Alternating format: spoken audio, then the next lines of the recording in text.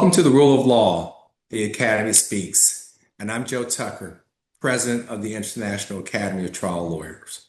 And it's often easy to feel overwhelmed when institutions, judges, and lawyers are being attacked by an administration that some feel does not respect the rule of law.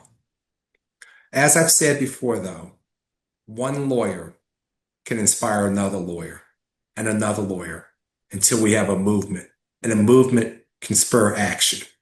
Today, I am happy to have my really good friend and fellow fly fisherman, Ted Schmidt, here on the podcast. Ted and I are great buddies. He's a fellow of the Academy. But today, Ted, we're going to talk about you being president of the Arizona State Bar. How large is the Arizona State Bar, Ted? 25,000 lawyers. So you are the head of 25,000 lawyers. And one of the things I want to talk to you about is some of the things that you've done as president of the State Bar of Arizona to help defend the rule of law. Why don't you talk to us about some of the confines? Because I know as president of the Bar Association, we have Keller versus the State Bar of California, which is a sort of a guidepost for what you can and can't do. And for those of our listeners who don't understand what Keller, the California bar is about, why don't you give us a quick background on that?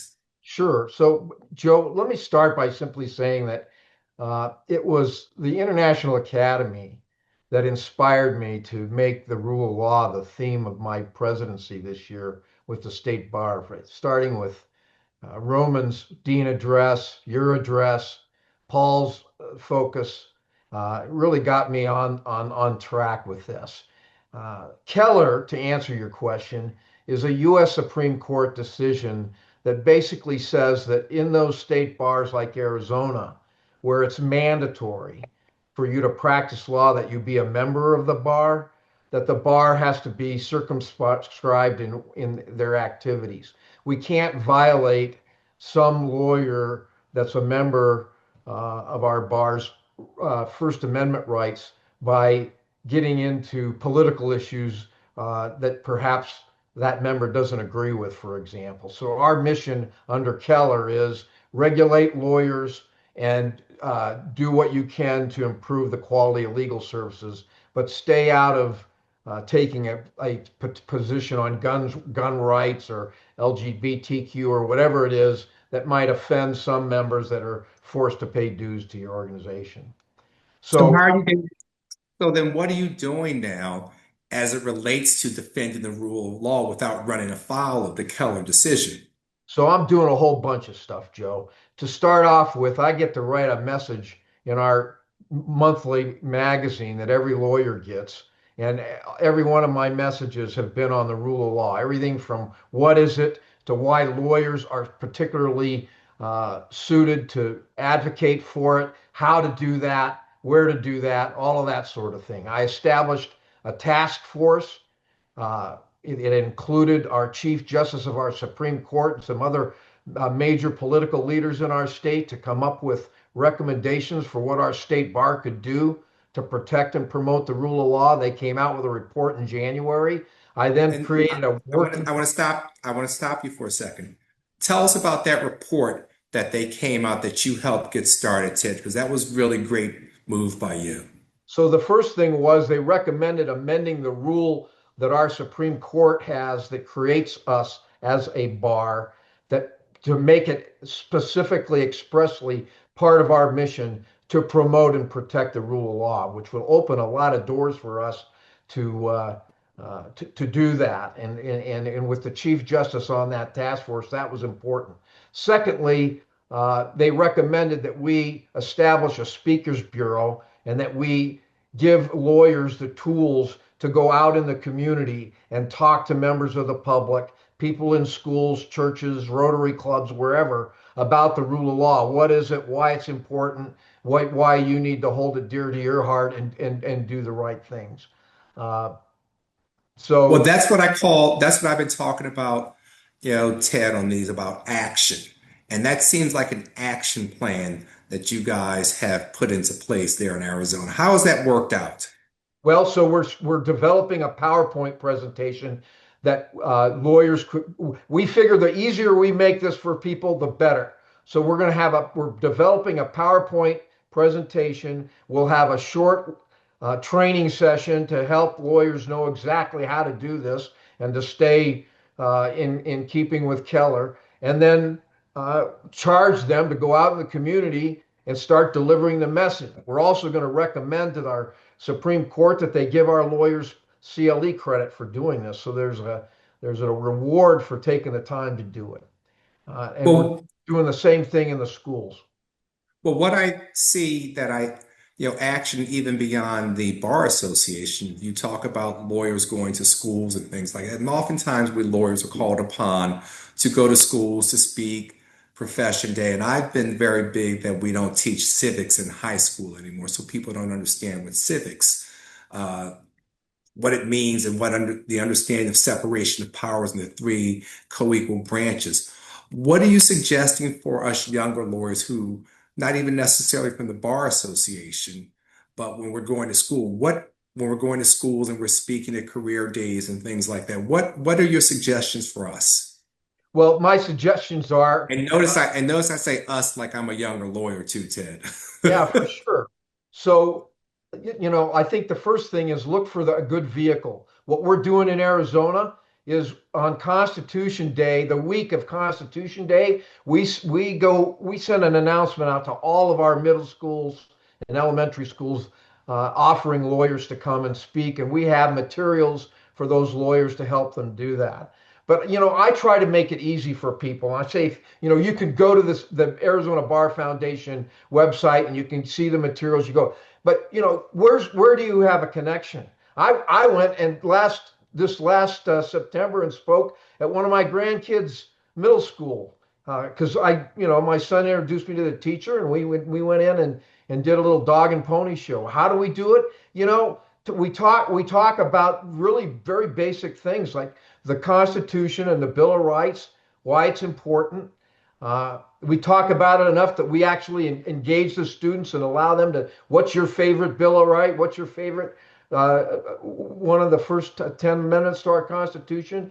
And engage them in discussion on it and get them interested in it. I think that's the best starting point. And then to try to foster other programs in the school like mock trial and mock congressional hearings and stuff like that to help. Because I think you're exactly right, Joe. I think the civics education is really lacking. I should also put a pitch out real quick. Sandra Day O'Connor, right here in Arizona, has created a foundation with all kinds of resources that young lawyers can go to her website and get materials to help them know how they can go into schools and talk to young people about the rule of law and the Constitution. Well, I'm into these small acts also, Ted, because many of the people who are listening here, some are lawyers and some are non-lawyers who I've been hearing from, these small acts, I keep saying, create a movement. How are these small acts that you've been doing, whether it's talking in schools and what you've been hearing from your other colleagues when we're out here speaking to the public, how have they been impacting? You think this is working, or are we just, excuse the expression, pissing in the wind? I think Joe, I really do think it is working. And I think your earlier comments were really right on point. You start talking about this, you're making a big deal about this. You motivate other people to do the same thing. I think it starts as basic as the dinner table at home. Talk about it with the family. Practice your elevator speech there. Get some discussion going there. And then think about other places where your law firm. Let's have a lunch and talk about this, guys. We're lawyers. We swore an Well, oath to uphold the Constitution. This is an important point in our time when we need to be advocates, disciples, if you will, for the rule of law. So let's talk about how we're going to do that. How can we do that as members of this firm and our community? And I think Ted, what I'm one of finding the many things, one of the main things I love is that you're fired up and you're fired up for the rule of law. And I apologize for interrupting. You keep on going, my man. so what I find is is you plant that seed. somebody has that conversation at the dinner table and one of their teenage kids gets engaged and they have a really good discussion about it. And the next thing you know, that person's, well, maybe I could go to your school and I could give a talk to the kids at school. Then and I find it as people get more and more engaged in the topic, the more fired up they get about it, and the more likely they are to take more and more steps and get more and more involved. And I think But that's how. here's what I'm hearing from, ordinary folks as well as lawyers. I am tired. I'm burned out. It just doesn't seem to make a difference. What's the outrage of the day? How do one, do you keep motivated by this, Ted? And two, what's your motivation that you tell other people out there that don't give up that this is important? Well, so I'm motivated because I see when I talk to people about it, I see light bulbs going off. And I see that it is possible to have conversations with people where we don't get into arguments about politics, where we can stay above the weeds and say, why this is an important thing to us. And then I look to the fact that, in our in our form of government, there's reason to be hopeful here.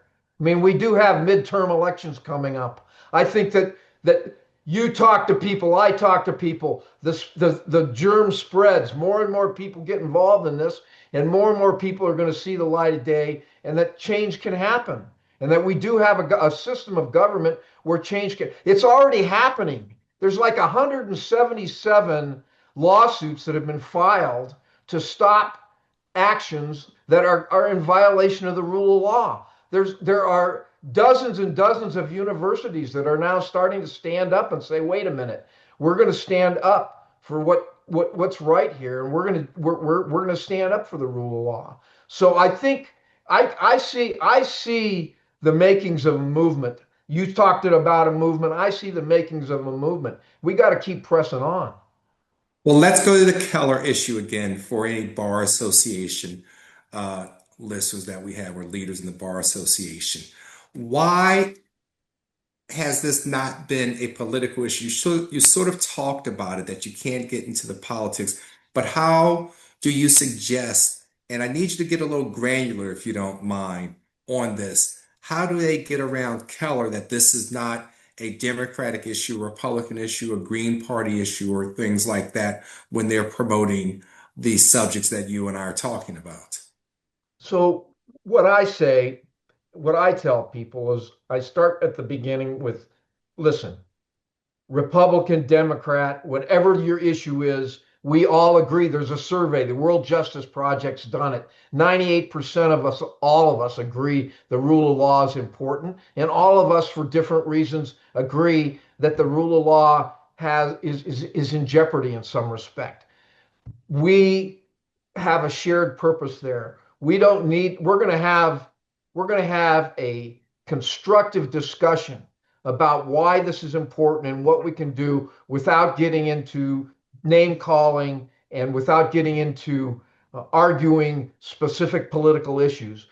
We can't do that under Keller, but we don't need to do that. You can look at your own personal life and your own reaction to the things you see in the news and what you think is important and what's not important, and you can react accordingly. But you can conduct meetings, you can conduct discussions by laying some ground rules at the beginning as to how we're going to do this and what we are and what we are not going to talk about.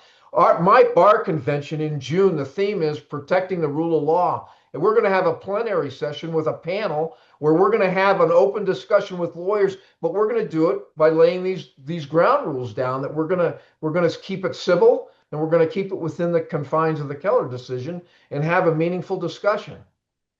Well, Ted, I like to think that Arizona is what we call a purple state if we want to make this political. Have you received pushback from people on different ends of the political spectrum about some of the things you're doing with the rule of law? The only pushback I've received is from people who want to talk politics.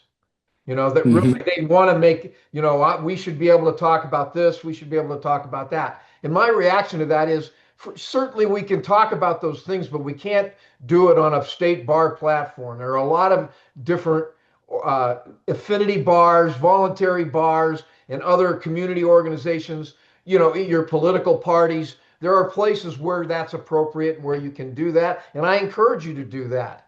We have almost every weekend now in Arizona, we have a massive protest at the Tesla dealership down across the street from Martha's hair salon. She can't even get in to go to work some days. Uh, and I encourage people, if that's where your heart is, go down there and carry a sign. Do it. Find the avenue just within the confines of the state bar. We're not gonna get into the weeds on that sort of stuff. I wrote an op-ed piece in the newspaper that promoting the rule of law without having to get into specifics. I think people know what I'm talking about. Ted, I'm going to ask you a basic question because sometimes it's lost when we get started talking. Why is it important that we have the rule of law here in America? And what happens if we don't have the rule of law? And I know it's a basic question, but I want to make it plain to some of our listeners. Okay, so I think the easiest way to answer that question is to look at the World Justice Project's definition of the rule of law, and I'm just going to paraphrase for you. But basically, the rule of law stands for the proposition that the government is accountable, that we have just laws, everybody's treated the same under our laws, we're all required to obey our laws, that we have open government, and that it's accessible and impartial justice. And if you look at those basic concepts, what what is more important to a democracy? What's more important to us living in a free society where we have the right to express ourselves freely, where we have equality and justice? What is more important than upholding the rule of law? Ted, I want to thank you for hitting it out of the ballpark today. And I hope that the passion that you've shown can be transferred to some of our listeners to see that small acts can start a movement. Small thoughts can become big thoughts. And with movements, we will have something significant going on in this country. And whatever you do, it is important. And I want to thank you for taking time to speak to us. And I want to make sure that people understand that you are the president of the entire Arizona Bar, in addition to being a fellow and a great fly fisherman. I'm looking forward to seeing you in Vancouver at our meeting. And I want to thank our listeners for tuning in to listening to Ted Schmidt. Ted, you're fired up. You fired me up, and I'm hoping our listeners are fired up. Again, I'm Joe Tucker. I'm president of the International Academy of Trial Lawyers. And thank you for listening to The Rule of Law, the Academy Speaks with my buddy, Ted Schmidt.